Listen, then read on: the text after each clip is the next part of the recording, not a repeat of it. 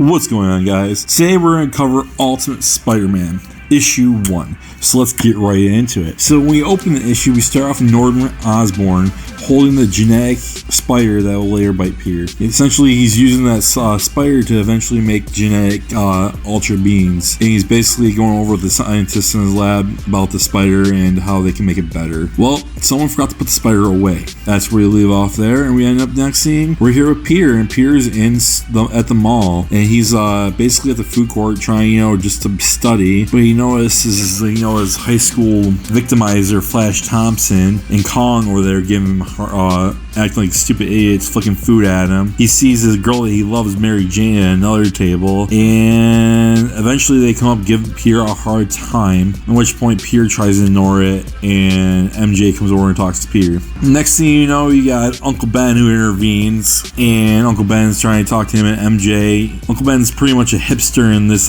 version of Ultimate Spider-Man with, a ponytail and trying to spread that the kids should spend more time together overall. Next we see Peter in school getting tormented by Flash Thompson and Kong again.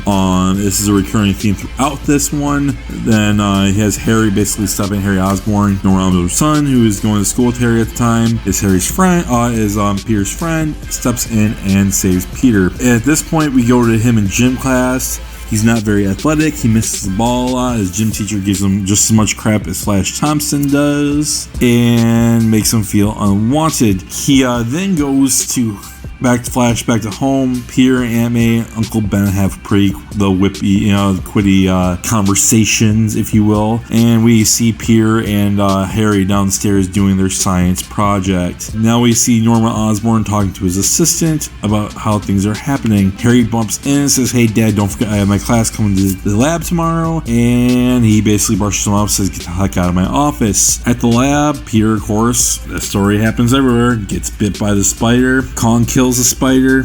Peter passes out and he's bleeding from his hand. They bandage up his hand. Norman Osborn finds out who it is and basically says, we're gonna pay their doctor bills for the kid and get him tested. So now we just cut back to Peter at school. They're making fun of Peter for getting bit. They come at him. At this point, he stands up for himself. He beats him up, not even trying. He goes, "What the heck happened?" He's not understanding his powers yet. As we see, at this point, he blacks out.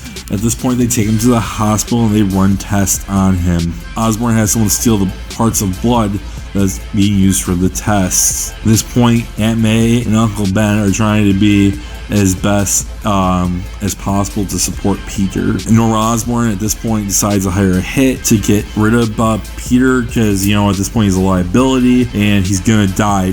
Based off the tests they found out, he's gonna die. So they hire a hit. The problem was the hit doesn't go very well. Peter backflips over the car and he outruns the guy chasing him with the gun, and basically Norman Osborn says abort, abort, abort. At which point he goes back home into his lab and he does some tests on himself, and he's trying to figure out what's going on, and Uncle Ben's trying to talk to him, trying to talk some sense into him. He's being the average, teenage angst kid and not wanting to get along with his people, authority figures in his life. At this point, he realizes he can climb walls, and he realizes that he is really different, and he's coming to grips with his powers. And that's how we end up with the end of issue 1, is he climbing up the wall, hanging upside down, saying this is cool.